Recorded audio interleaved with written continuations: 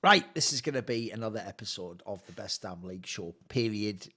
Here's the thing, actually. That comes, I know you probably don't know the reference, Memento, because that actually comes from some like weird American thing where they had a show called the Best Damn League Show, Best Damn Sports Show, period. It was like some like American cable show. It's nothing I've ever seen. Like I've only seen clips on YouTube. And the problem is, if you don't know in American English, what we call in English the full stop, that like dot at the end of a sentence, they call it a period for some reason. So I will say Dom made it like period. Like if you look on the logo, it does technically have the little full stop at the end there. You know, it's small, but if you look at it's at the very right bottom right. Obviously, there's like a really small dot. But the problem is like period already sounds weird anyway, and then also like it just sounds better to say Best Damn League Show. So I just stuck with that most of the time, even though it was supposed to be period. Because here's the thing, supposed to have Dom, and he's gone as well. And so whatever. It's why I made that like sort of bitter, like a weird scorned X there. Like, where are you?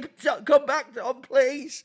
But no, it's okay. We've got other people like Memento here. If you don't know, the way I've been setting him up is the joke is if you know Counter-Strike, I'll say it's a bit like when I work with Maniac. And I actually do enjoy contrast Memento. Like I like the fact that since I'm going to flame someone, like I'm not just going to say like, I don't think he's quite efficient enough at farming and his level compared to the average player in the LFL. I'm not going to say that. I'm just going to be like, I think he's fucking shit, mate. And I think it's a fucking bum who should be kicked out of the league. But then I know that I can't throw that over to like anyone in the actual league ecosystem who's going to be a coach, a player, or whatever. They can't go, yeah, Thorin, I agree. And here's why I agree. He is a bum and should indeed never work again. They have to like come with some sort of professional sheen, don't they? So I feel like you're doing a good job at the moment representing one, being an ex-player, even though people, this is one thing I do that is sad, mate, is people who are fans often say they want ex-players to do this sort of content and to do analytical work. But I'm sure you get this, mate. I've noticed it doesn't matter how good an ex-player you are. Like, dude, you can actually even be double-lifted and have won, like, you know, a whole bunch of fucking LCS, like,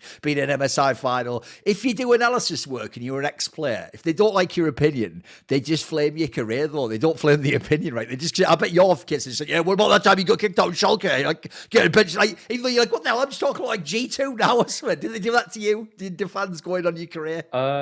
I mean, not really. Oh, okay, not many times, because I haven't been that like controversial, right? But it did happen like yesterday after I made a very mild tweet about the LEC caster being in a hostage situation on every single KC game where they have to say nothing remotely offensive. And they just went at it.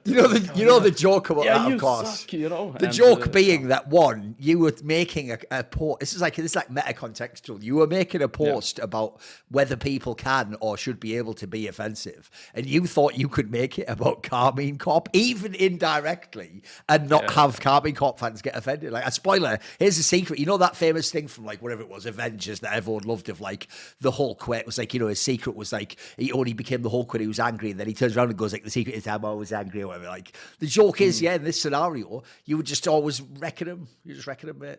You got him on that one. Yeah. Because by the way, Karmine Corp fans unfortunately get angry even if they lose, mate. Like there's something weird about that fan base where like it's almost like the culture of the team is just to flame. I'm not even being rude when I say that. Like genuinely, they just like flame. Don't they flame? Like if they win, they flame the opponent. If they lose, I don't really know. Do they actually flame their own players? Does Karmine Corp fan? Do they flame their own players? Do you think? They do. Oh, they do that as well. Just flame everyone then. Okay, fair enough. Yeah. But the thing is, like, there's always, the bad apples. I mean, they're more in KC than normally of their fan base, but they're just the loudest. And oh, of course. Because I've met, like, when I was in events, like, at LFL or stuff, like, super nice KC fans, and most of them are right, in real life, you mean, yeah, human people, you know? But then you have Twitter, obviously, where everyone cannot get punched in the face, like, if they're online. So it's a very like different world for them, and they're just the loudest there. But overall, like I think most of the KC fans are like pretty chill. But yeah, the loudest ones are really obnoxious. But either way, I don't read that shit. I don't really care. I think it's just. I mean, I don't know the Tyler one creator where he talks about cyberbullying. I think that one is pretty funny. But I think you might get cancelled if you say that. No, that you mixed up Tyler the creator with Tyler one. Tyler, I know what you mean. Yeah, he means the rapper, that famous one about like walk away, ha ha ha, whatever. Which, by the way, even though it's not quite that simple. Obviously, I've read loads of tweets. Got my feeling hurt too. It is funny as fuck, that tweet. I can't. It's like it is like an all-time internet hood classic. So I agree. No, here's what we'll do. We'll just dive straight into it, because what's great it is, this is where I've got to give insane props to G2 and G2 management. It's not just in the game Memento and in the context of Europe that somehow they keep sort of like, they don't have anyone really seeming to push them. I mean, you see all those stats where they release that they don't just win the splits, they win like all the scrum blocks as well. But like somehow they keep like managing to like push their own level up to a high level and not like, you know, rest on your laurels as it were and go back down to the level of your opposition. And as if to prove that they just carry every aspect of the LEC. It's not like G2 just had this week where they start with a losing week on like the fucking 3-game thing where you go 1-2. So they start on a losing week to shock everyone. But then Romain even carries the drama by himself just showing, or he did a tweet where he showed the scrims. And he showed that they're losing scrims too. Even though obviously in this case he didn't show the opponent for obvious reasons. But if you looked at the scrim blocks, whereas normally they're almost never losing, like, you know, like using 1 or 2 scrims is a big deal. They had like a whole bunch of blocks that were red, which meant they'd lost them. So what he's trying to imply there, which by the way is cool as fuck, even though it's insane a GM of a team would actually release that, is he's actually implying they're losing scrims and they're losing the LEC matches. Like, this is actually fucking mad spicy Memento. So here's the question, right? Back in the day, obviously, we used to just have that concept of the MSI hangover or whatever the fuck it was called, you know, where like the teams always had like a couple of weeks after MSI, they would sort of like, the level would tank when they came back to Europe. Maybe they were burned out. They obviously had to travel around the world, all that jazz, right? It's implied from G2 by the way they've done this, like they're not worried. They're almost like throwing more petrol on the fire themselves because they think it's funny. Does this worry you that G2's apparently losing and they're starting off badly? I mean, honestly, no, not really. I mean, I think they just came back to scrimming because they were at MSI, they were in China. But also, like, they have a really long year ahead of them, right? If they're going to qualify for World Championships. Which I'm pretty sure they're already, like, kind of qualified. They won the split twice, so that spot is already taken. So I think for them, it makes a lot of sense to, like, slow down the pace and then try to up the pace, like, towards the end of the split when playoffs comes and they'll be ready for Worlds, etc. So I'm not really worried. I think G2 has done this multiple times. If this was, like, the first time they did it, then I'd be like, holy shit, maybe they're bad or, you know, they're losing it again. It just seems to me that they have a different read of the meta. They don't seem to be playing even like Corki, and they seem to stay in that MSI meta where they're playing like, what was it? Still play Rek'Sai jungle, Poppy support. Sure. And they just came back. You could call it an MSI hangover, but I wouldn't really be worried about like 1-2 week because a lot of their games, even the games that they lost, right? They were still very competitive and it was like very close. I mean, sure, they still made those like mistakes around the Baron, around the Dragons, and they fall behind. Like every single early game, they've probably been pretty far behind for just individual mistakes. But yeah, I don't think it's a worrying issue for now. It's just first week, so I don't really focus too much on it. I think they'll just bounce back maybe in the next 2 weeks, and then they'll probably just have a 3-0 week, and then they'll be back at it. It's unfortunate that they had this losing week and started off looking a bit scuffed, because one thing I actually wanted to do, since obviously we haven't done any content since like the last split of LEC, was for G2, I actually did want to talk about a little bit about their MSI run, and so we could like shade how the rest of the year might go, etc. Because, dude, I actually feel like because they didn't actually pull off either of the wins against T1, if people don't remember, there was obviously the one that was like actually like 5 games, and it really could have been won. And even the joke is, even the one where they got swept by T1, it was very close sweep. It was one of those 3-0s where actually the games are like way closer. And in fact, they were obviously leading even in some of them, right? So there's 2 series where, depending on how things go, there really was a world they could have won both, one, you know, like obviously 0 as they did, but like it was way more competitive than like their Liquipedia or whatever we'll say in history. So like, because they didn't pull off the upset, I feel like people didn't really stop and realize, like, mate, think how insane it is to even one time actually like really contest a team like T1 on like an MSI level scale. Like the idea, by the way, I don't think people know how crazy this is. This is what I love of the double limb format, because they got to run it back a few days later, right? In theory, the T1 team should be like impossible to beat the second time round. Those teams are normally godlike at like adapting between and going and doing all their scrim work. So like, even though in the end they didn't do like some insane run where they come top 3 or anything like that, I actually feel like this G2 team probably does deserve now to be considered like one of the best Western teams we've ever had, mate. Like, think about how good they were throughout that whole tournament. Like, they looked good against pretty much everyone they faced. Like, I actually, even though now obviously they're having this slight dip when they come back to LEC, I actually thought when I watched that one, like before I knew they were really good at LEC, obviously, but it's like, you know, they've been up and down. They had the odd game internationally where they looked good. Like, this team actually looks for real. Like, if we made that, if Worlds was tomorrow, obviously now this doesn't work because G2 just shit the bed 2 days ago, whatever. But you know, like if G2, if Worlds was the day after MSI, how about that then, Memento? If Worlds had been the day after MSI, G2 actually is a team that for real looks like they could be in like the semis or something. Like this team actually, it looks pretty legit to me, mate. No, for sure. I think G2 is probably the best Western team. I mean, maybe the 2019 squad, right? But this is the second like best team, Western team that we've had. And it's just simply for me at least, it's just a mindset issue for most of the teams. I think they're the only Western team that does not shit themselves when they play against Asian teams, and they did not go into tournaments thinking, "Oh shit, I mean, we're here at least, we made it, you know, let's just try to do our best and let's not int." No, these guys are coming in with the intention of winning the whole thing. I think Yike was talking about it in interviews and stuff, and he's like, we want to be the hope of the West. Like, we don't give a shit about the East. And that's like the biggest issue just about the West teams in general. Sure. Every time I watch another Western team play against an Asian team, it's just like, play it safe, don't take any risk, let's do this, and let's just try to lose gracefully. Let's not get flamed on Twitter, let's not get flamed. No, G2, they're going out. They're like, oh, you're stepping up against me? Okay, I will contest you. Because I believe that I am better than you. I believe that I can actually beat you. I don't think you're above me. But if you go into a game and you already think that these guys are better than us, let's just try to have an even game, or let's do our best and maybe we can win. But you don't even believe in the fact that you can win versus these teams. Like a lot of the Western teams are just given up on the fact or the idea of even contesting an international tournament. And it really shows in their gameplay. Like, I think especially when we watch, like, what was it, Flight Quest against, like, T1? No, it wasn't T1. But it was... the PSG team they lost to, the one from yeah, LMS. they lost. No, I mean, LMS. the series before, right, where they lost. Yeah, it was against T1, where they just got completely stomped. And they just looked like garbage, right? And then we had TL also play up against... I mean, I have watched so many games, so I don't remember exactly. They lost to T1 as well. And TES as well. But the difference I just see is, like, I don't think G2 are, like, so much better than everyone else, but I think it really is a big, like, mindset issue where they have a really good staff, and they have been talking about this openly, where they're actually working very, openly about their mental stability and their mindset going into games and being more consistent and stuff. And I think the gap is not as huge as it is. I think it's just a huge gap in terms of mindset of the Western pros. That's just my opinion. That's what it seems to me.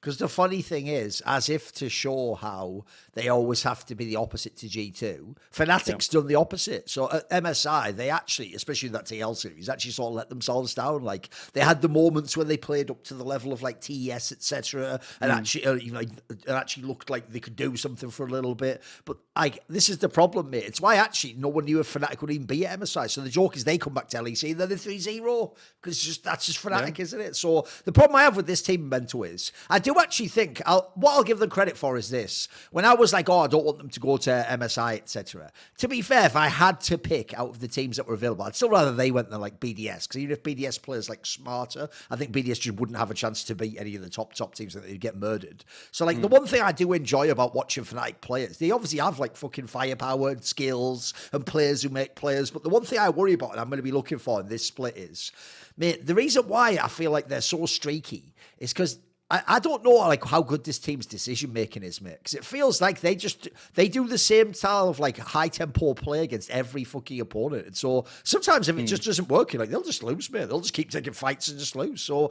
where's Fnatic at for you? Because obviously the expectation, if you're a Fnatic fan, is we should be top 2 or top 3 again. Like we should challenge for the LEC, right? So are they going to be as good in this LEC split? Do you have concerns about the squad? I mean, there's always concerns when you're talking about Fnatic. I mean, they're a very streak heavy team and they're very snowball dependent. So this week they went 3-0. Next week, if they start 0-1, they might just go 0-3, you know. But I do think they are one of our top teams. I think the way they play the map very fast, and every other team doesn't seem to be able to match it. I think it's a very strong squad, but it's also very reliant on Razork and Humanoid. Their synergy looks a lot better when coming into LEC. I think the MSI tournament shaped them to a better level. I have very high hopes for them. But at the same time, I think you can never know what to expect out of Fnatic, because they are a very inconsistent team that we saw last split. But I think they'll be definitely like a top contender. But also next week they might go 0-3. But I think they will make playoffs and they will always be able to step it up. And the Humanoid will do very well when it comes to playoffs. The But yeah, player I like how they play I've got a right question. now. The player who got scrutinized from the LEC final from Fnatic was obviously Noah, the Korean ADC player. And I would say actually he not only got scrutinized, but he had some bad games at MSI. He had some moments where he probably did. Like the joke is he probably did get wrecked by that young guy from TL. If I'm being honest, like he didn't have a very good series. What is your take on this player? Because like some of it, I will admit, isn't just like his play. It's because he's also sort of like tried to put the fire out on Twitter, and I don't know how successful he is. Like, obviously, he's going to piss people off sometimes if you challenge him, etc. So, where are you at on this player? Like, is he a player is he a problem? Is he fine? Where are you at? Well, he has shown that he can be a problem right now at internationals, or he has made it very openly that he is not able to handle pressure. And as much as you want to be like empathetic and be like, okay, he's a human, etc., but at the end of the day, it's still competition. And sadly, if you cannot perform at internationals, you cannot handle pressure, then that's an issue. So I think he will get another chance now at Worlds, because he will always be good in the LEC regular season. I heard that they were working a little bit with Noah, going out with him, working on his mental and stuff like this, which is great. You know, like I'm happy about that. But at the end of the day, it all comes down to like how you perform. And if he doesn't perform this Worlds or he has another pressure issue, then I think Fnatic will just drop him. But I'm not worried about him. Like during the LEC split, I think he will be fine. Probably one of the top 80 carries. He will do his thing. Like he's not gonna run it like he did at MSI, right? So I hope that he can bounce back. But realistically, this is going to be his last chance at this Worlds if they do make it in the first place, right? Also, I actually think as well, one thing I'll say is that I think is actually a clear positive pattern for Fnatic is even though like the real concern I have about Humanoid is like, does he actually care? Like sometimes to me, it looks like until it's like a really big match that would be like fun to play, like a playoff match or MSI or it sometimes does just look like he's just sort of like playing a normals game with some people's friends. Like, does he try? Maybe he does, maybe he doesn't. Let's see how the game goes, you know. The difference is I think Razork tries every fucking game I've ever seen him play, mate. Like this guy looks like the guy who just like would never surrender in like a solo queue game or something. He just goes so hard, mate. It's why I'm not surprised actually when they lose. He just looks so fucking sad. Like he's one of the people who he doesn't have a poker face, put that way. But I do love it though. Like as a jungler, let me get some thoughts on Razork as a player, mate, because it reminds me actually a little bit. I'll give you a weird analogy, just in the mechanics sense. It does remind me of when Selfmade used to play in the LEC, because there'd be all these people flaming him, right, if like they lost the game or he did an int or something. But I always used to say, like, dude, you must have no eye test, because like if people remember Prime Selfmade, like mechanically he was so fucking sick. Like like some of the moves he could pull off, like fucking the way he could like go and fuck up the enemy jungler and stuff. I used to find it so satisfying to watch. So I get some of that vibe sometimes from Razork, especially when he's like right on the fucking edge, you know, just going hard as fuck. What do you think of him as a jungler? Does he go too hard? What is your take? I mean, the growth of the Razork, or like his play style as a player, when he first came into like Misfits and stuff like this, when he first started off his career, he was known more as an instinctive jungler that just went for these like very creative pathings, and he would find these level 3 ganks like going behind the pit and stuff, like and flashing over walls, and he was very creative. But that was all he was like back then. But nowadays, I feel like he still has that creativity, and he's just more complete as a player. He just does the right things in game. Most of the times, he will like play through the winning lanes. He will be there for Humanoid if he's going to run it. And I think their synergy has become a lot better. So he knows like, oh, Humanoid is gonna play like he's gonna play really aggressive on this wave, and he might probably die. I'm just gonna be there and cover him. But at the same time, there's also the demon Razork, right? The guy that will just like don't know when to stop. For instance, we saw in this, just in this, what was it called? The game that they played versus Case, was it Beatles? Okay, see, let me just check real fast. But they played a game versus Vitality. The last one was Vitality. And then they had a game versus GX, and they like Razork was playing Ivern, and he just died for the bot lane or bot side crab, and they just all get like they both die, him and Jun. And that's the thing about Razork. There's always like going to be two sides. When he is on his game, he's actually always outpathing the enemy jungler. He's first to lanes. He's doing the right things. And and then you have the other side where he might just come mid and die level 3 for no reason and then continue dying for the next like 5 minutes. But I think his development as a player is very impressive. I think he's probably the best jungler we have in Europe right now, as he becomes more and more complete as a player. I actually think he's had a fabulous year. I mean, look, I actually think if you look at his career in general, not maybe results-wise, but he's been getting better year on year. And I agree with you. He's like peaking. Like this last year or so, he looks mega. Like he's one of the only players that I would like, if I had to like change G2, I'd maybe put this guy in. I think he's fucking cracked personally. So yeah, right. Yeah. What about this then? Let's go from the top to near the bottom. Because, mate, this is almost like, it's actually sometimes boring, believe it or not, to say to like the kids, like, I told you so. Because if they're like young kids who don't know the fucking history of the game, or they're just not experienced it, they're not super knowledgeable, well, yeah, they're obviously going to be wrong. When they, by definition, are the people who know the least. So when all the like young kids went fucking crazy in that first winter split Memento about Mad Lions, it's like, yeah, mate, wake me when this fucking split's over. Because look, even though I'll give them mad credit, right?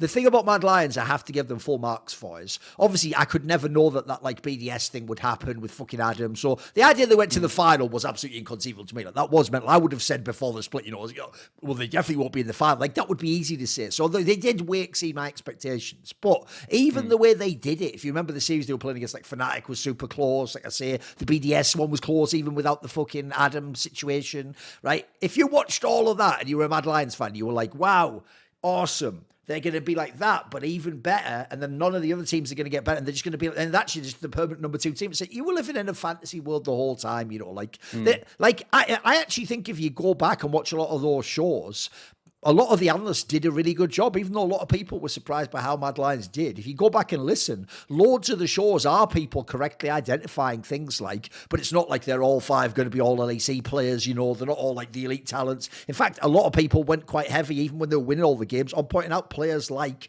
Alvaro, Merwin. These were the people that were the clear talents, were probably going to be here for many years. So the sad thing is, now that the narrative is, as we say in English, like regressed to the mean, like they've come back, what happened is they had like a massive overperformance. Maybe in the perfect scenario, a lot of teams were unprepared. People even had rosters that weren't that ideal at the time. People like Karmine Corp shit the bed and couldn't win any game. There's all these reasons why. But this last split, they were obviously like very, very fucking normal again and just an old kids. And then it looks like they're just going to be that way from here on out. And so even though we've all gotten drawn into the hype because of the fans of like super statement that he's like the best ADC in the world or whatever, which now at this point in time don't even seem like, I don't even hold it against him because it just seems funny at this point, like no one's taking it seriously. So here's the question, Memento, which is, where are you actually going to go with this team? Because should we just take that first split and delete it? Was there something in that they could change? Like, was there a way that they were playing then that they don't play now and they could be a better team? Could this be like the last team to steal a spot for Worlds? Is there any hope for Mad Lions? It's not just more the same, is it? Or is it more the same? No, I think they have made some improvements. Even though they are 1-2, I think in most of those games they were ahead, like versus KC, they had 2 Barons, they were like 10k ahead almost, and they just like threw it. It's just some like really basic issues. And then in the first game against G2 as well, Elyoya picked his Zyra jungle and it looked really good. They were ahead and things were going well, but they still struggle with the same issues when it comes to mid game of not like playing around their strongest members. For instance, I think in the Team Heretics game, that was the latest one, I think Super was like, what was it, 2,000 up on Flacket, but they just kept fighting around like away from him, and he was in the fights, and then eventually they kind of come to the point where they're like, actually, if we just play with Supa, then we probably win every single fight. But they have these moments where they tend to throw it quite a lot, and they still have the same struggles from last split. But the nice thing is that Elyoya has taken more of this like carry role. I really want to see him play more of these carry champions because I think he's a very good. What did you think of Zyra jungle? I think it's a very interesting pick. It's a very hard pick to execute because it tends of you have to be know where to be at all times, and also how to execute it in team fights, not getting caught off, and you need to have very good jungle support synergy with this champion as well, which I think Mad Lions support jungle synergy is probably the best in the league. Despite what you think about Mad Lions as a whole, but Elyoya and Alvaro, I don't see like 1 minute of screen time where they are not together. Like they're like the Team Heretics versus Mad Lions series was just basically support jungle gap. Like Jankos and Trimby being on like opposite side, Trimby getting caught here and there, but Alvaro and Elyoya, they are like on point. You can say what you want about Mad Lions, but their jungle support synergy is really good. But yeah, I think them taking a world spots, that's very optimistic. I don't think that's going to happen. But I think they will still be like, a top 4, top 5 team. They'll be there at the top. I think they are looking a little bit better despite what their score is saying 1-2. And I'm curious to see their development like throughout the split, because this will be kind of the important split to see if this whole roster can actually make something happen. when we talk about Karmine Corp, obviously one of the problems for me is people are going to do, as all the memes have, they're going to talk as though it's just Karmine Corp, as though it's like the same team that was here all year, whereas obviously it has changed massively. Like the entire top side of the map is completely different players. And if you look at like the makeup of the team, it's not in any way a French team anymore. In fact, the team now has basically almost no connection to the LFL except that Targamas is around. That's about it. That's all you've got. So like, I don't want to do that thing of like, look how many games they've won without Yamato. Like, cause it's like, who cares anymore? As soon as the lineup isn't the same as Yamato one, like that narrative's not even as cool anymore. And I actually want to know how these players will do, because obviously it's such a weird mix of players. Like, on the one hand, you've got the Vladdy guy who's the least well known. Actually looked like he had some potential when I watched him play these games. Obviously, Closer, we do know from the LCS, he used to be really good. He just sort of went to shit for some reason. And then Canna actually was a pretty good player, I have to say. I thought he was pretty good when he was T1. His problem was, he was like, if you're on T1, you have to sort of try and be the best top player in the world, which is that's a pretty hard ask for everyone. So it's kind of a fucking weird team now. So what is your like, if we just reset completely all expectations, what should Memento expect from this team based on what he's seen?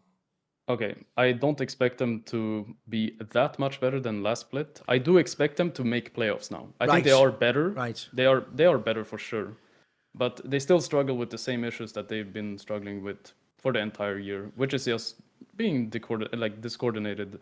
Every single game, they're always going to be like, every single game I watch them play, it's always Upset wants to do something, he wants to go to mid wave, and then Kana is like on top lane. I think a very clear example is like Kana being on bot lane when they're contesting the grubs, and Kana doesn't actually TP to the grubs, and they just all die. It will happen in the Fnatic game, like the opening game that they played. Even though they were really ahead, they have good early games. Like, they will still have those good early games, and they will get a lead.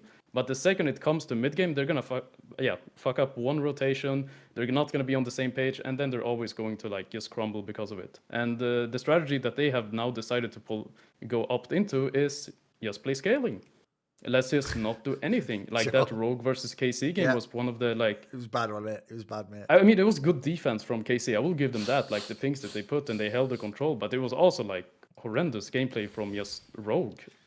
But to stick on KC, I think they will be better than last split for sure. But are they going to be like a top 3 contender or a top 4 contender? I don't think so. I think until they actually fix their mid-game issues, they're never going to be able to actually become a top-tier team. Yeah, actually, one of the things I wish I could ask, like, I actually sort of low-key wish, I know they do sort of do something like a press conference or some sort of like interview moment after games now, but obviously it's like, because it's a Riot Games thing, it's fairly curated and like it's only certain people do them. I almost wish it was like sports, mate, you know, in like the Premier League or something. If you lose a game, the reporters are like aggressive as fuck. Like, they'll just ask you something like, well, you know, people are saying you choked in that game and you picked the wrong striker or whatever. Like, they'll just ask you sort of to your face like the hard question, like, fuck yeah. And in fact, in sports, then you've got to have like, skills to think on your feet, you know, come up with like an excuse. What I would genuinely ask about this lineup, because as I alluded to there, I don't think it's shit. Like, I actually even think some of these, if you were going to gamble and like change out players last minute, I even think like you kept, like, I would have kept the upset Targama Spotland just because like I thought the French parts of the map were the ones that were the worst by far. Even some of the gambles aren't bad. Maybe Closer is the sort of person, maybe you can turn it around. He obviously had fucking skills back in the day. The kind of guy's probably even actually pretty decent min-max pickup. Like, no one's expecting this player to even come. Probably, I think, by the way, I think he'll be a top player in the LEC. Looks like his skills still, right? The problem is I want to get hyped about this squad, but the question I would have is this: which player or which players are in any context the fucking brain of the teammate? That's the first thing I get really worried about, because when I look at this team, right, Upset, look, he can call around himself. He can say how he wants to play the game. He's a carry in that sense. I don't know that he's like the guy who's going to think the whole map. Targamas, I mean, we've literally seen it on camera. He doesn't speak. He's like the fucking guy who never talks. Closer is, to me at least, I don't know, I've never been in a team with him, but he always looked like more of a hands jungler, you know what I mean? And Canna's fucking Korean. Like, is the Vladdy guy some sort of shotgun? You know what I mean? Like, that's the part I'm a bit worried about. It's like, I don't mind the players. I think you've got some players that probably have talent. They can like kill people in the LEC, but do you actually have anyone to turn the team around? Because the problem with the past version especially was they looked like the fucking shot caller was terrible. Like, they were non-existent communication. So like, I do think that's one area we've got to start considering when we make teams now. We can't just put 5 players in and go, just go for it. I even think you can even say, even though it's a bit of a tangent, if people saw last split in NA, I actually thought that was why the Cloud9 team didn't do that well. Even though on paper they had like a super team. If you ever looked at the players, there was no player who had like a history of being like a sort of mind for the game or having like super sick comms or something. And actually they weren't that great a teammates. So what do you think about that aspect? Because like you say, how are you going to improve? How are you going to improve with a brand new lineup in summer if you don't have anyone who's sort of going to be that sort of player? I mean, to my understanding, I think Closer is one of the more like talkative junglers. Right. In the beginning of his career, it probably was more the mechanical. But every jungler does this. They like develop more towards the shot caller way. Right, of, sure. Just playing like the map instead, and developing their brain as by the age of like 25, your brain. Frontal lobe fully develops. But either way, I think that's one issue that they have, that they don't have a clear leader, and that's very apparent that they have it before. While Upset is like a very good suggestive leader, he will give a lot of options like, oh, maybe we can do this, or maybe we can do it. He's not the guy that's like, do this, let's go here, come here. Right. But he will like give a lot of good options. But at the end of the day, I'm not sure who's going to be shot calling in that team, unless Closer is giving you some really good comps. Sure. But that is one issue they have, right? But then the second issue is, they have a brand new lineup and they need to figure it all out in 3 weeks. And that's it. In 3 weeks, they have to just figure it out. And I don't have the faith that they're going to be able to figure all that out in just 3 weeks. And so I have no idea who's actually going to be calling the shots in that team. I think it's very, disoriented. Yeah. Just in general, when I watch their games, like especially when it comes to mid-game, it just seems like they have no idea what they actually want to do, and they don't seem to be on the same page as well. Like maybe they thought kind of a TP to the grubs, and maybe he wanted to push bot. It just seems like they're always going to be struggling with the same thing, because maybe there's too many voices. Everyone has good ideas, but no one actually wants to follow. But at least I will say that they look better. They actually look better on these games than they did last split. They seem to be a little bit more in sync, even though it's not in sync as good as it could be. But with Bo, it was just like Bo going here, bomb, engaging, target was getting caught here, and then Upset maybe standing at this tier 2 while they're like doing Nash or something. So, I mean, at least I have higher hopes for them this split than I did last split.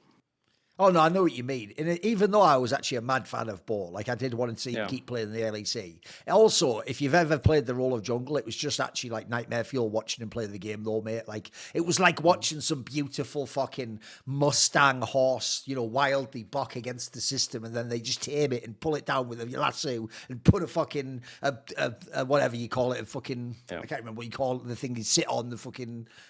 Whatever you call the seat that you put on a horse, I don't know. It's early morning time, but saddle. There you go, the saddle. And it's basically they like broke his spirit, mate. At the end, he was just eating peanuts out of someone's hand, like. And it's like he used to be legendary, mate. So at that point, just get him out, just get someone normal in. Here's the question I have. I want to flip it on you. So one team that I think has obviously gotten way more interesting is SK Gaming, because they had a very set identity before. And this is why I think this move is crazy as a gamble at the end of the year.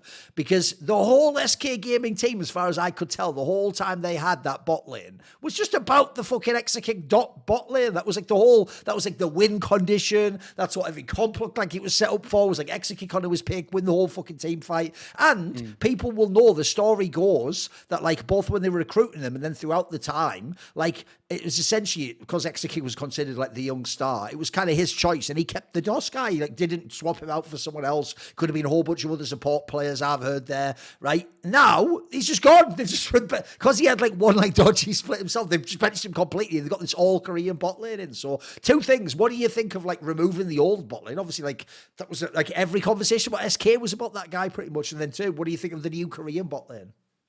I mean, honestly, at first, I don't like importing Koreans in general, because I think it hinders our own development in Europe, and I'm just not a big fan of it. I think we should invest in our own talent and actually like have proper coaching staffs and properly develop them. But overall, now that I've seen them play, I think yes, Korean bot lanes is the answer. Like if you are a bottom tier team, you're struggling to win games, just get a Korean bot lane. But don't do the thing where you get like one Korean and then one European, then it's just going to be like desync. But Rahel and Luon, that is their name. But they look extremely consistent. Like it's amazing how many games they've carried at this point. At these last 3 games, I watched them and they're not making any mistakes. Like in that Lucian Nami game that they played versus where is it? Yeah, they played versus GX. Like they're playing like 2 versus 3 almost, because Isma for some reason is like playing around the Cassante on top lane and playing around the Relevant, and after he did that late invade at level 1 and just basically walked in and gave a free kill for no reason, but they're playing like 2v3 and they're still out pressuring like the GiantX bot lane, and they're just, even when they're weak side, they're not making any mistakes. Well, I think the old bot lane was more about like, you play around us or nothing happens. And I think the freedom that SK have now is that they can play topside, they can play around mid, and no one is going to basically complain. Because that's the thing about Europeans, and the difference between Europeans and Koreans is that Koreans are very disciplined and they're very adaptive in the game, and they will just play the game. They want to like be there and complain. While, you know, if they're playing bot, a European bot lane, they'll be like, but why aren't we bot? Why aren't we doing this? But we should go here. And I think Niski said it in the first interview as well, that they could play a little bit more freely now. So I don't know if it was in the context that Exakick and DOS were very like resource oriented, where they were calling a lot, like you have to play around us, nothing else. And they seem like, a lot better as a team right now. They still struggle with the same issues that they had. I think that first game versus Rogue was probably one of the most like atrocious games that we watched. It was like extremely slow watching like SK have such a huge goal lead, but they're just not able to make any progress in the game, and it's just like goes to 40 minutes or whatever. So they still have those kind of issues, but I did like how they played on game 2. Then their Baron usage seemed like a lot better, and they seem to improve day by day. And that game 3 I think was just, Isma not playing around this bot lane. I think they're going to come into the conclusion after this week that we have a Korean bot lane. Let's just play around them, and let's just take our 3 wins. Let's play for the Drakes, and let's just keep it simple. So I have high hopes for them, but just because they have a Korean bot lane, I think that's it. I think if they fix their like mid-game issues as well, and they start getting on the same page and just actually make a game plan on playing around their bot lane now that they've realized they are the strongest member of the team, they might actually be a top contender. I think they might actually be good. But at the same time, this is what they did in winter too. They started the first week 3-0. We don't know what the next development is going to be. I don't think it's going to be as severe where they're like dropping from 3-0 to like going on a lose streak or something and just shit the bed in playoffs. Because now they have a Korean bot lane, and it just seems that is the answer to every bottom tier team if they want to win games. It's just get a Korean bot lane, because they are just going to be better and they can play everything. One thing I think you've already seen that's like a mega positive sign from SK is like, as you were alluding to there, right? If you think about the way the year began, a lot of people made the point in winter that like actually Irrelevant looked like he might have just been like the best top laner. Like he looked fucking amazing. If you remember all the way back then, that was when he was like, had all the like meta games, and then he would have those Jax games out of nowhere where he just showed like fucking like he just play like whatever style of top laner. But the problem is when people were saying like he's like the best top player in LEC, the obvious concern at the time was like, as you're saying, they played so heavily for bot lane back then. It's like they can't really use him more. Like they can't like he can have the odd Jax game, but he can't really be like played as if he was like fucking Bin from BLG or something. Whereas actually, if you look now, the difference is, especially if people don't know, one of the biggest differences in League of Legends history is whereas in China they fucking love ADCs and playing through them because it's actually if you don't know, based on the idea of like how Chinese Dota worked, where like the carry would just be like fed by all the players, and then they would just like mega carry the game sort of from way back in the day in Dota, basically. So that was like the cultural like thinking of ADC, whereas classically, actually, Korea famously is the carry top region. It's the one where you have all those like pre-guerrilla, like go even bot lanes where they're not about like dominating the whole. In fact, if people don't even know, even when fucking Ruler won Worlds with that like Ruler core JJ bot lane, they weren't like fucking Uzi I style. Like they were more like they just played like an even game, you know, and he plays sort of like a safe, smart bot lane style. So the difference is, if you're Irrelevant, this is your fucking time to shine, mate, because that Korean bot lane, they know how to fucking play without them having all the resources. And you're going to get time now where if you get the picks, you can actually have your chance to carry. Maybe now people will say you're the best top laner. Maybe if you actually are, by the way, it's your chance to show it.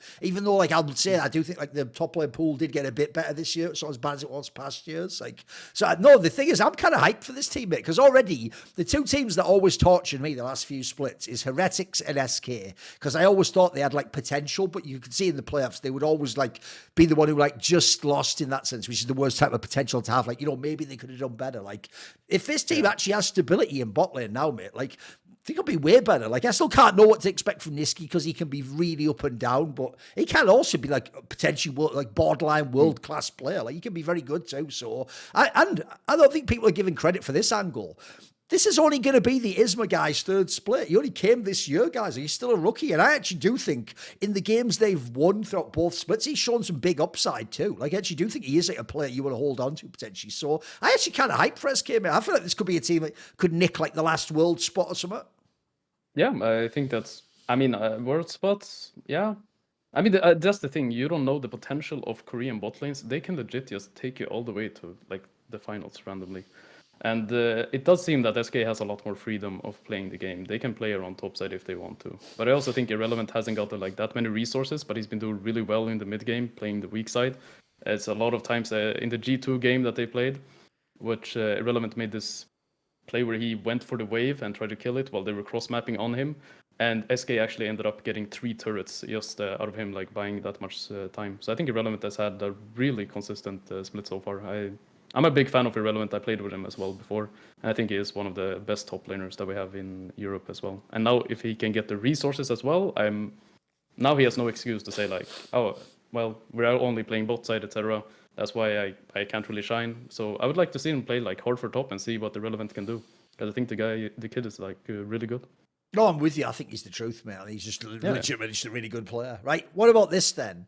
If we're going to talk about GiantX, I'm actually going to give credit to Rich's Wrath, former H2K Rich, because I thought he had the funniest way of tweeting about this team.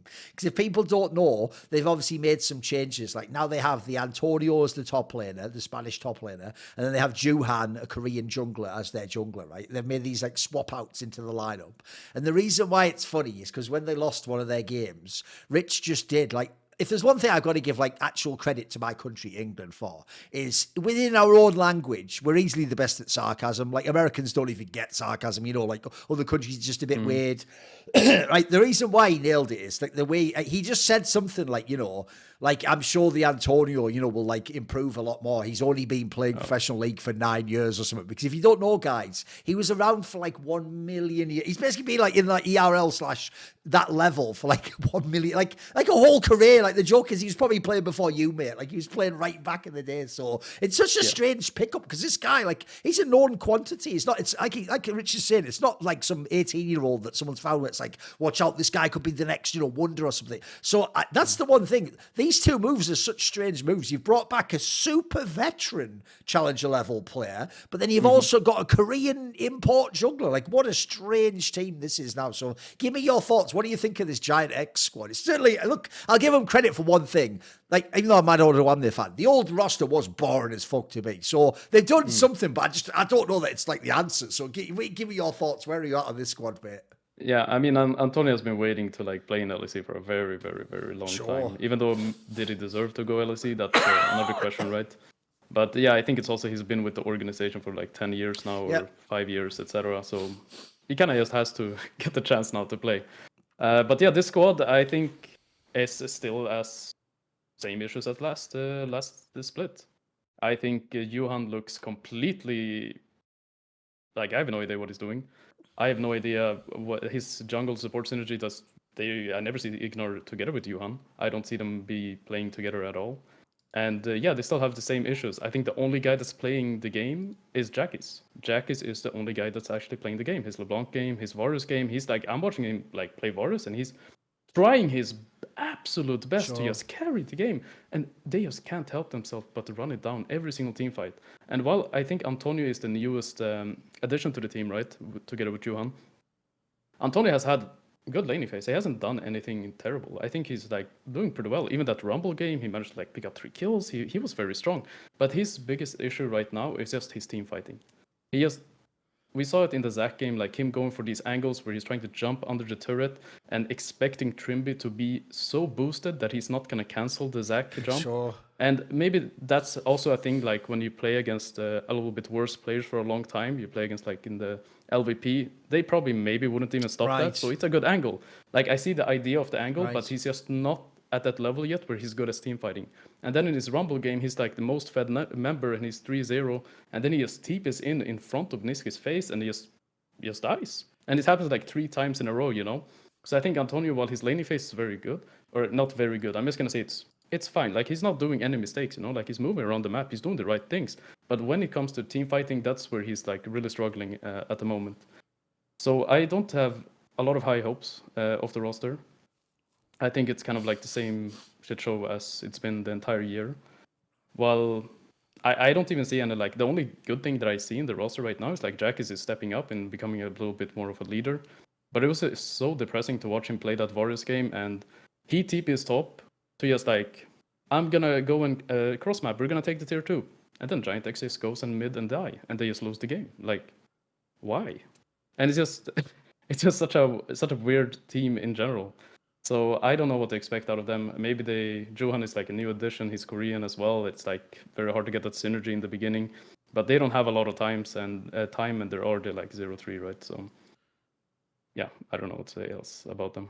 Yeah, the irony is, even though they did all these bold gamble moves, it actually doesn't change at all that, like, actually it's going to be irrelevant. Like, the joke is, this team's just competing for, like, could we come, like, 7th? That's, like, sort of their dream for me. So I just don't give a flying fuck. Also, I'm actually with you. I didn't know much about the Jackies player. Like, I don't watch that much of the RL. So unless you're in, like, the final, and it's, like, some massive epic one or EU Masters final, I just go off the hype that people I know in that scene. Like, I'll ask a guy who's a coach who's been on the show, what do you think of this player? And if they don't give me any hype, I don't bill them up, right? And this is someone I will say where I would say the hype was like, there was like a tiny bit. Some people were like, oh, he could like do some things, like maybe he'll be decent. I actually think, considering this has been a pretty bad team the whole time he's been in LEC, he actually has had some carry games. He's had a few games where he popped off and actually looked like legit and was like an actual carry threat. So I'll give you that. Like, considering as a team, even these moves look like they're almost like fucking folding the hand, as it will. Like, they don't believe this lineup can make it. Just, like, I'm with you. When you make this move, this just looks like you said to the Antonio guy, like, look, mate, our split's going to shit in LEC anyway, and Oduam doesn't give a fuck anymore. So actually, you know what? Do you want? Well, I tell you what. As a reward for being loyal all these years, you can just play an LEC split. There you go, son. You know, so that's what it feels like you've done. It's like, go on, give him a go. It's like your mum, like, give your little brother a go. Oh, all right, whatever. You just give him like the fucking shit controller there with all the busted buttons or something in this analogy, which I guess is Johan. That would be the joke there.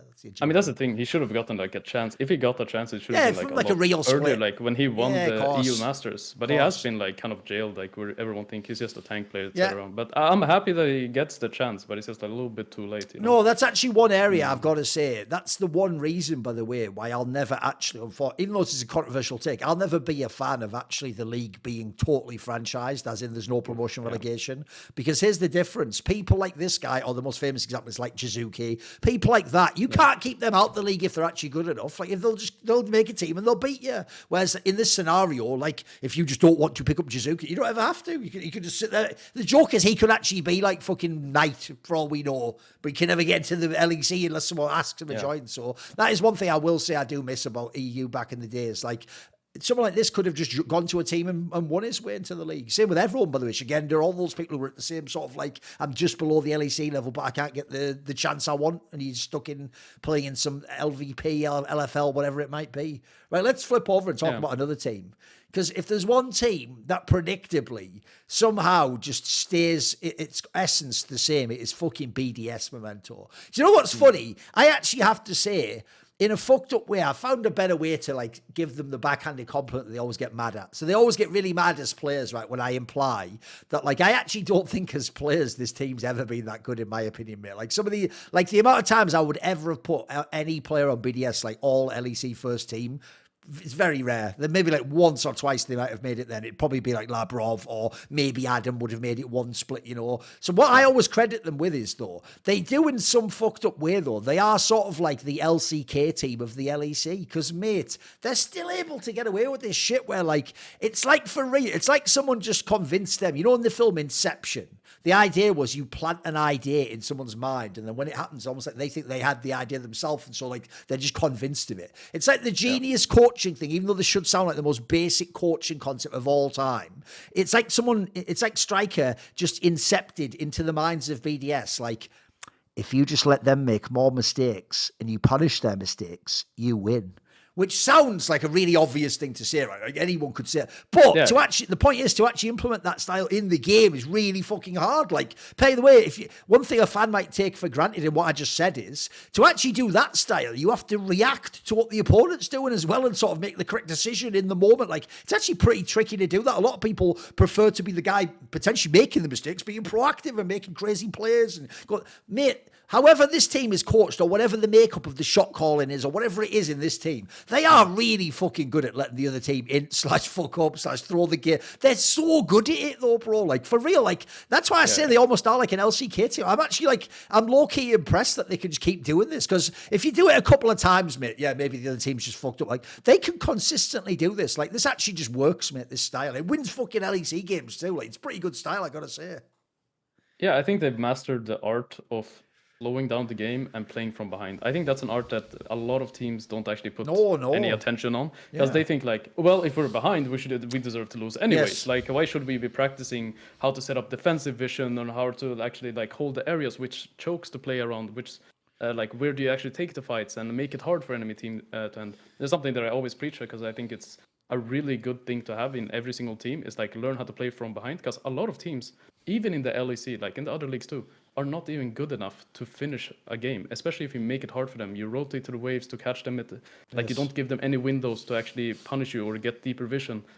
And I think BDS has just mastered this. They're a very good like team, what do you call it, like team play, I would say. Yes. I like the analogy of like them being an LCK team. I think it is kind of like that. They're always on the same page and they've been together now for 2 years and they're just looking like the most solid team, honestly, in the LEC. Even like though the first game versus Vitality, right? They did have like 3 losing lanes, and it was just like just a really hard draft to actually play. But even then, they kind of just hoped they knew that Hylissang would just like engage on the tier 2 or that he would just get caught. It's wild, isn't it? And it's I've also really just seen them win so many games and losing lanes. It's crazy, mate. It's crazy. Yeah. But that's a skill. That's a skill to know how to slow down the game and wait for the opponent to make a mistake. Rather than you like being frustrated and be like, oh shit, we have to go, we're behind, like screw this, let's go in. They're like, okay, let's just like slow down the game. This is what we can do. This is what we can't do. And they seem very disciplined. They seem a lot more disciplined than last split. And I think it's also really interesting that they're the only team that's been doing these lane swaps again. And it's actually worked really well, especially the second game versus Team Heretics. They just caught Wonder like completely off guard. Because if you don't remember, like the new patch, they added even more fortification on the top lane turret, which was 50%, now 75%. So it doesn't make any sense to swap anymore, right? But they seem to be the only team that's actually pulled off that strategy again, and it's actually working. Even though against like G2, they messed up like the wave crash, but the Broken Blade like ran top and died twice anyway, so it didn't really matter.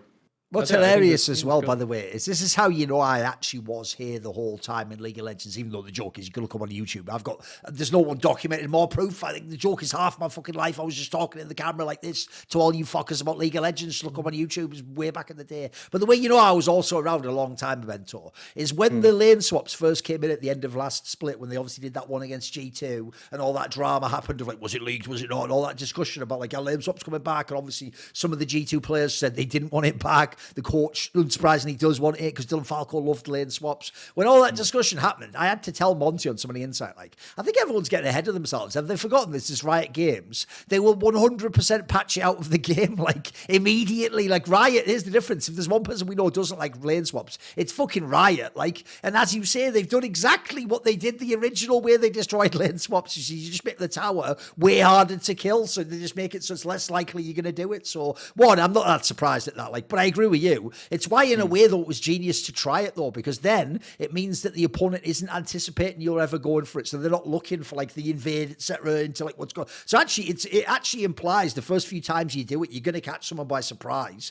So, like, that itself has an added value, doesn't it? So, right, let's flip over. Because I'll tell you the team that I've saved them, because, man alive, if I had to pick one team this week that is so underwhelming, it's got to be Vitality Memento. Because think of the narrative. This team team for real, even with the old lineup with Douglas, actually did look like they could have been like in the fight. They could have been at MSI, dude. They were like one of those teams that was in that mix. They were looking pretty good. People like Photon and Kazi, I thought fucking smurfed the split. They looked really awesome. So then you hear this story that the Linkcast guy, I mean, if everyone saw the drama in the offseason, it was all like a battle, almost contract level battle of like, well, we have the rights to this guy. As though like he was like the fucking, you'd have thought he was Bowmate, some like goated fucking talent that's going to carry the whole league. So the story goes like, this is the one that, and then there was all that hype as well, Memento, of like, this is who Pad and them really wanted as jungle though, like originally, like, so like, if you're setting me up to get hyped, I'm so, oh my God, let's go. Let's see what's going to happen. Maybe Vitality's going to be the second best in Smash.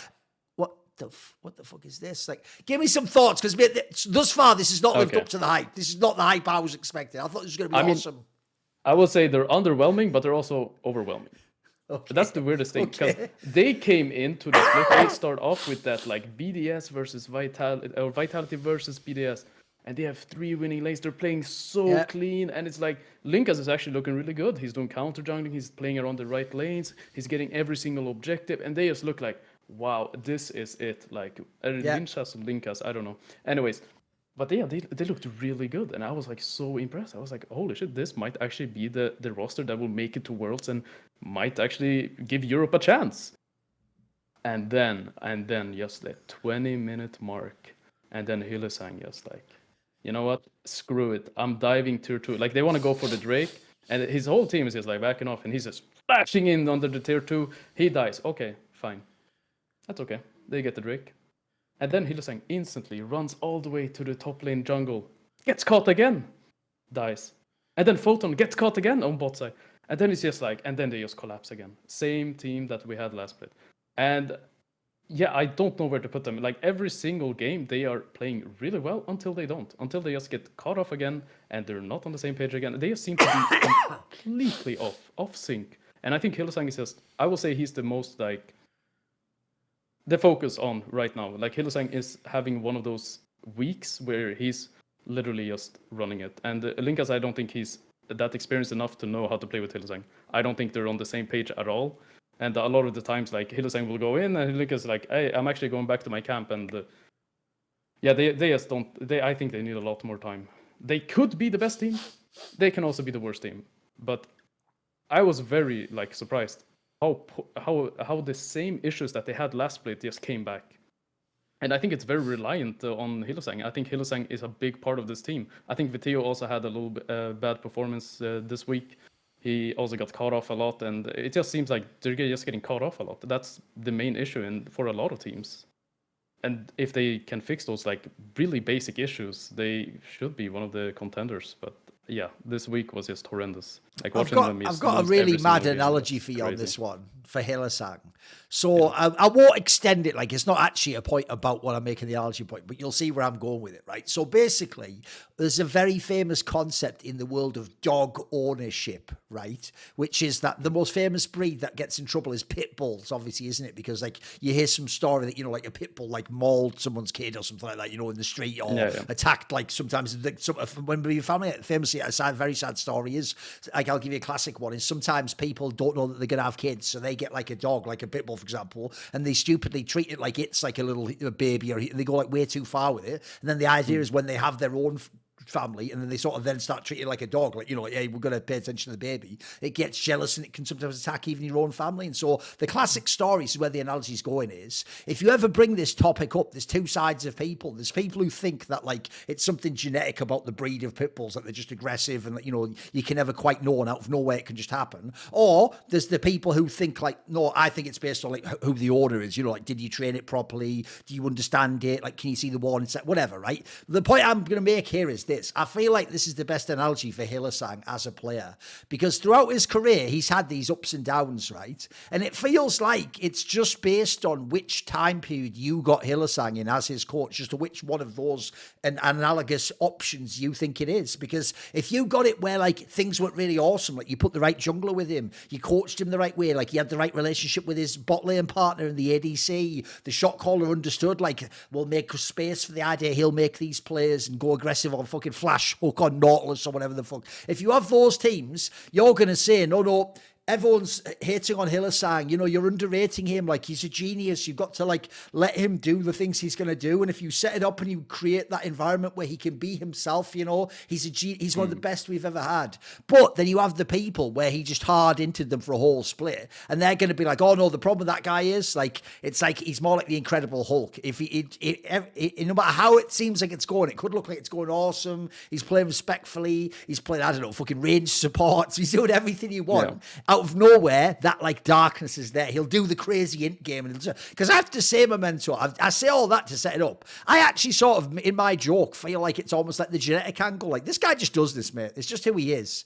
Like, I feel like at this point, if we were going to tell this guy, like the joke I made about Bo, if we were going to tell this guy, hey, you need to be like tamed and so, we're a bit late at this point in time. Like, bro, he's been in the league like 10 years. Like, if we were going to change this guy to be like a respectful, you know, like, is that the right decision? That we probably should have done that like 5-6 years ago, guys. Like, because the problem is, surely at this point in time, Hylissang is one of the most established players. Like, I mean, he's to this day, he's probably like the most veteran player in the fucking LEC, mate. Remember, like, Reckless isn't even here anymore. Like, there's not that many players older than Hylissang. Yeah. So I feel like my problem is, we've had this discussion a million times of like, what's going on? Why is he into it? It's like, he just does this. It's just who he. I think you just have to accept it, as mad as it is. It's just who he is, mate. It's just who he is.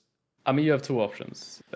Either try to tame him, which is never going to work, or you adapt to him and you just accept it. And I think they're just at that stage where I think Linka's sitting there. He's like, you know what? Like, I just have to fucking go in with him. Like, there's no other way. He just won't stop. Because he might just... Because honestly, that engage he did on tier 2, if everyone's on the same page and they're all flashing in, maybe it could work, actually. But that's the thing. They're not there yet. Like, they have no idea what is going on in his head, right? But I think this team just needs a little bit of more time. Like, they have so much talent. Like, this roster is so talented. Oh, it's mega. But they just need to get on the same page. I think just like, it's only first week, so I still have high hopes for them. I think they will bounce back. I think it's Hylissang just has those moments. If you have Hylissang on your team, you're gonna have those moments, and that is, you just have to accept it. No, I am actually biased. This is low-key the team I like want to be the second best behind G2, because I feel like if we go this, like if the world's teams for Europe are something like G2, Vitality, I don't know, maybe BDS or something, or Fnatic, you could pick the third one. Like, that's not a bad lineup of teams. Like, we could do something with that. We can mix up with that. Yeah, I'd be happy with that. Like, sending those guys to Europe, either BDS or Fnatic as third seed. Like, I think that's probably our best chances. I like that. Right, I've got a question which goes like this. Mm-hmm. Do you actually believe in this Team Heretics squad? Because before, they had that whole like excuse, which was like, well, we just sub perks like right before the split, and then this Riru guy was just coming in, his friend. But they kept the same lineup, man. Now in theories, well, this is the real team. This is who they're going to be for the rest of the year. So what do you think of Heretics? I mean, honestly, they just look garbage, sadly. But they don't, like, the things that they are doing in-game are just so basic that it's sad to see. And GiantX and Trimby's like synergy has been just terrible as well. Like, Trimbys is getting caught off every single game. I think GiantX is doing like pretty fine. Like, I don't think it's inting or anything. He actually had some good moments in the early game. But yeah, for instance, like the game versus Mad Lions that they played latest, they go into top and GiantX gets like double kill. They played super well. Now they're ahead. And then they just decide, you know what, let's just go and contest the like grubs when Wonder is not even there. And then it's the same thing. Every single team seems to have this right now, which is the grubs are just like everything for them. Like, they're going to contest it no matter what, and they're willing to throw the entire game for it, even if they don't have the resources. But yeah, one issue I have with the Team Heretics is just the basic mistakes that they're struggling with. A lot of times when you look at Wonder, he's like, okay, I'm going to go for top lane wave, and then they just engage on mid randomly. Or Zawire is maybe going bot as well, or they just are still desynergized. And they also don't have the firepower. There's no one to actually carry. I think it's just a poor built roster that does not have any sort of synergy with each other whatsoever.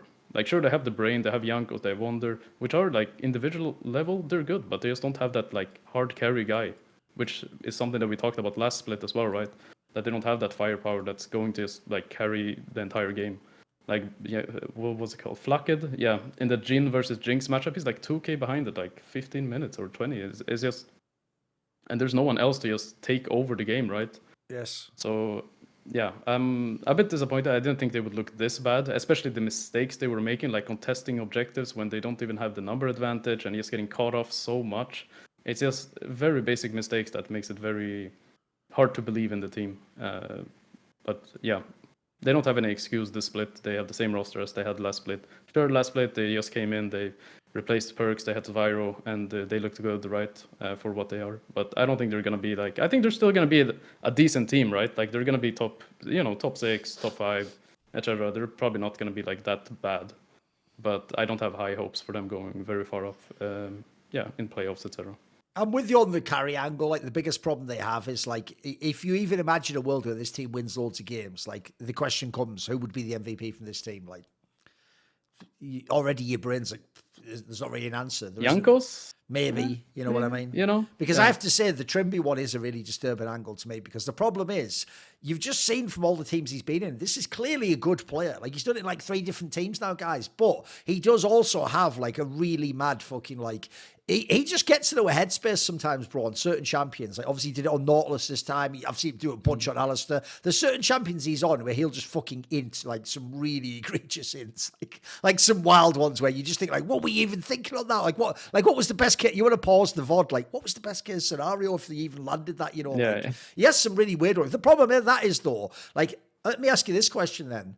Is it in like, does he ever veer into like the Hylissang territory where he's going too far there? Are you allowed, I mean, look, you want people to make players. Is it okay to have some of that in your game? What's your thoughts? I mean, it's okay to have someone to make plays, but when it does make sense. But it's just the same mistakes all 3 games that they played. I mean, sure, you can call it like, oh, he's going in. That's really good. But he's going in at the wrong timings. Sure. It's like, they're just about to do Drake, like it's 50 seconds until it, and he just randomly hooks in, and well, like no one is there, and then he just dies. And sure, it's not the Hylissang level, because Hylissang, he finds like, when he goes in, right, he actually finds like really nice like 3-man ultis, or he finds like 3-man knockup, etc. But it's not this way with Trimby. It's just like at the wrong place at the wrong time. That's pretty much it. So yeah, either needs to step it up, or they just need to become a lot more disciplined when it comes to just playing with each other and respecting the fact that, hey, okay. Because Wonder, I think he's actually getting inted, even though like he's not having like a star performance or something, but I think it's really hard for him to play. I think same for Spyro. Every time they go to the side lanes and they're like, yeah, I'm going to push this wave first and then I will come, and then like they will just walk up on mid and randomly engage and die. And Wonder just has to do this thing where he's like back and forth, like, okay, do I need to come? Do I not need to come? Like they have no idea. It's like watching them, they don't seem to have an idea that they're even fighting. They're like the way they move on the map, I will see like Spyro already running towards bot, and then randomly there's just a fight, and Spyro has to ulti in, and the Wonder has to TP, and it's just very confusing. They all seem confused about what is actually happening. Like, I didn't know we were fighting. Like, what is going on? Because if they were fighting, then everyone would probably be ready to TP first, or they would already be hovering towards Trimby actually going in. So to me, it just looks like they're not on the same page, and yeah, that's pretty much it. I have a theory about Wonder, and it goes like this. So I'm going to assume you know a little bit about Counter-Strike since you're Swedish, right? Did you ever used to watch like CSGO or anything like that? Yeah, I watch a little bit of CSGO. Right, do you know back in the day, the Fnatic player, Flosher, obviously the one that people notoriously thought cheated. Do you remember ever watching this player play? No, honestly, no. Don't worry, man. You don't need continue, to. yeah. But basically, he's like one of the most famous CSGO players of all time, if people don't know. He won 3 majors. And the thing about this player's style of plays, the reason why people actually thought he cheated at one point in time, like as in like with a wall hack, like as in he actually had some sort of thing where he could sort of like know where people were behind the walls, is because he was just like almost like supernaturally good at like sort of knowing in like a 1v3 scenario, like where the 3 people would be, and sort of like, you know, how to get to one person and kill him first, then to 1v2, and then you get to the other one. Like, obviously that's the trickiest part, right? Because you're sort of trying to guess based on information you don't have sometimes. Like, well, someone said like they could be over here, so I infer he could be behind me. And really, it's like it's a massive like cerebral task, right? So the analogy I'm going to make is this: he then tried, because he was so famously amazing at like himself reading the game instinctually and cerebrally, right? He tried a few times in his career to be the leader in Counter-Strike later on, because he thought to himself, well, like, you know, I'm someone who understands the game really well. And what basically it turned out is he even admitted in an interview with me that was probably the biggest mistake he ever made. And what he said was, when he became the leader, he realized that when he would work with his teammates, there was things that to him were just incredibly obvious that you should do, or like that were happening in around, because he was instinctually reading it. But then he realized like, oh fuck, they're not seeing that though. Like it just turns out that's like my superpower almost. And basically it's actually not helping me, because I'm just expecting that my teammate, when he's in this position, will see. So I'm not going to communicate that, because I wouldn't even think that like you needed it. So basically, the analogy I was going to bring, you can see where I'm going maybe with this, is I actually think that's why, in my opinion, someone like Wonder is not the sort of player that you want to have with like rookies and inexperienced players, because this guy has been at the top for so long now and played all types of top lane and top lane meta and champion and survived through them all, that I feel like he's the sort of player where like he can't be like holding someone's hand and like going back to like, 101 level of League of Legends of how you play out a scenario or how you grow. Like, this is a player that like, he got like that. You see why I made the analogy? To me, he's like, it's got an instinctive brilliance about him. The thing about Wonder is he's always good. He can never be bad because like he always have a feel for when he's being dived, or he'll always have one or two champions where he can just get a kill in lane or survive the laning phase and do something in a team fight. So I actually just feel like he's also, if you're making like GMing a team, it's just a mismatch. Like, you don't want to play like that, playing with like Vethio still is a bit hesitant at times. Like the Lakers guy's another rookie. You give him 2 rookies this year, guys, as his junglers. Like in theory, sorry, I'm thinking of the other team actually. That's confusing. No, but basically, like in this scenario, like you need people who actually like other stars or other experienced players. That's why actually I can see why they originally thought the Perks like was going to work. It's just the problem with that one was Perks wasn't a carry anymore, so it also didn't work in that sense, right? So I just feel like this team also just feels like a bust, mate. Like the saddest thing about this team, I want to ask you about this is if you watch the way they play, I feel like for the legends of the team, like basically GiantX and Wonder, this is almost like, it's not the end in the sense they can't play in LEC. They can be in LEC probably as long as they want, but it feels like it's the end of anyone thinking they're going to be on the top team though. Like if this one doesn't work, like are they ever getting back to the finals? You know what I mean? Are they ever getting to an international tournament? I don't know, honestly. Because I think their like individual performance is fine. There's nothing like star performance out of it. But just as a whole, as a team, they just look completely off. Like it is very sad to see. And I do think like Wonder GiantX on an individual level, they look really good. And I can see the angle where they're like, oh, we get back GiantX, Wonder, Perks, oh boom, we're gonna actually just stomp every single game again. It's gonna be back to 2019, but the game has changed. It's not the same as it was back then. And now you actually need to be on the same page when you play as a team. Like team play has become more and more important as League has progressed, because everyone understands the game now. Like the small things that maybe you could get an edge back in the days, like, oh, I will freeze this wave and they won't know that, and I will get an advantage. Like, no, everyone understands wave management. But now it's about like, who is actually on the same page? Like, are you guys understanding each other? And the team that is probably the best at this, I would say Mad Lions, they're always on the same page, even if they're not making the best decisions at times. But they're always on the same page, and those teams are always going to succeed a lot more.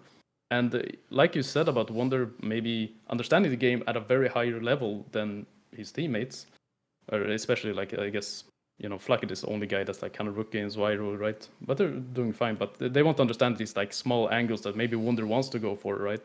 And him going to teach that's not really realistic. But yeah, it's just very sad to see, right? Because it becomes very nostalgic to see that roster put together. And I'm sure everyone had a lot of high hopes for the roster. But I could definitely see them like playing another split, and then just revamping the entire roster, getting a lot more firepower on the mid lane, the bot lane and the mid lane, and then having a little bit more obedient people where there's not too many voices in that sense. And then just getting on the same page. Like that could actually be a thing. But how do you ever get on the same page when you have like world level performers like GiantX and Wonder? Because these guys want to play a very high level game of League of Legends, but like who are you gonna get? Like, are you gonna get the other top tier players from other teams? Like, no one wants to join that team. When Rogue was actually good, people used to say they were boring just because they didn't play like a super aggressive style. They obviously just like farmed up, played like fucking, in theory, correct mid-game, and then you try and just have a team fight and win the game with Orianna as you fucking carry or whatever. Like, it was kind of a boring stuff. But the difference is, it was boring in the sense that like they were doing, cookie cutter League of Legends. They're boring now because they're just bad games, mate. Like this team, Rogue, just produces bad LEC games. Like, holy fuck, I've seen some travesties with this squad. So the saddest thing is, like, this is how it takes a while for like reputation to catch up to like how you're currently playing. Bro, if I just pull up the Gamepedia and look now, even now I look and I go, dude, that roster should be so much better than this. Like, that roster should actually be, like you look at that roster now, you're like, dude, shouldn't that be like the 5th best roster in the league or something? You know what I mean? Like, that's not bad. Yeah. Like, there's some good players on there. But then when I watch them play, it's like, how can anyone have hope? Like they've done this for split after split now. So give me some thoughts on Rogue. Like what's wrong? What's wrong with this team? I mean, I think the biggest thing that they made, or the mistake that they made, the only change that they made was for Zigenda to, I mean, Finn, but I don't think it's top lane that they need to change. It's not about any individual player. I think like the players individually, they're good players on paper, but they just seem like they're inside their own head. Like I'm watching them play Rek'Sai LeBlanc, one of the most aggressive early game mid jungle combos, and then they have Ashe Braum, super aggressive, and they just do nothing. Like they don't go for any sort of invade into bot side. They don't try any mid lane gank. Like maybe LeBlanc push 2 waves, make it bounce, and then we look at a gank on it. Nothing, and it's just like they just seem like they don't want to play the game, and they're inside. When I say like they're inside their head, is what I mean is that a lot of the teams that have been losing quite a lot, they tend to lose a lot of confidence. And maybe they tried these kind of plays like in scrims, etc. And then it goes bad, and then everyone's like, yeah, this is why we lost the game, but we shouldn't do this at all. And they become in this mindset rather to not make any mistakes rather than play to win. It's like, if we make less mistakes, then we can win. So that's why they just don't do anything. I think like the way that they should be playing is just like, guys, we've been last place 2 splits in a row. Who gives a fuck? Let's just go all in. Let's go for this banger place. Let's just try to dive. Let's do a flipping invade. Because there's nothing to lose. Just get in there. Just try. But to me, it just seems like they don't want to try anymore. Like maybe I'm sure they are trying, but they just can't seem to come together where they actually win games. Even though like this week was they went 2-1, right? Like, or did they go 1-2? I think it was 2-1. No, they 1-2. 1-2. 1-2. Yeah, like they have a win under their belt, but. Yeah, it's probably one of the saddest teams to watch right now. I can't really say much. Like it's just the same thing. It's been the entire year. Them not actually actively playing their comps. Like even when they have early aggressive team comps, they will not play it. And I think it's a lot about like how they played last year. They still want to maybe induce that type of like play style, but it's not possible. You don't have Malrang anymore. You don't have Trimby on bot lane, so it's not the same thing. But I will say, like Larsen actually in that KC game, he looked very good. Like he had a really good game. Like he was pretty much stomping Vladdy. He stomped Vladdy so hard that they had to actually put Vladdy bot lane and rotate upset to mid. And Targamas had to lane with him for like 10 minutes. And while that was happening, they were actually putting just like Larsen on weak side. Like he was his bot lane alone, like not being able to play as aggressively, even though he was super ahead. So to me, it just seems like they just have no idea what they want to do with their comp, and they seem to be inside their own head, and they just overthink every single situation and don't try to play the game. Well, the only problem is they can be inside their head. I just don't want them inside my head, and that's enough of us being inside your head.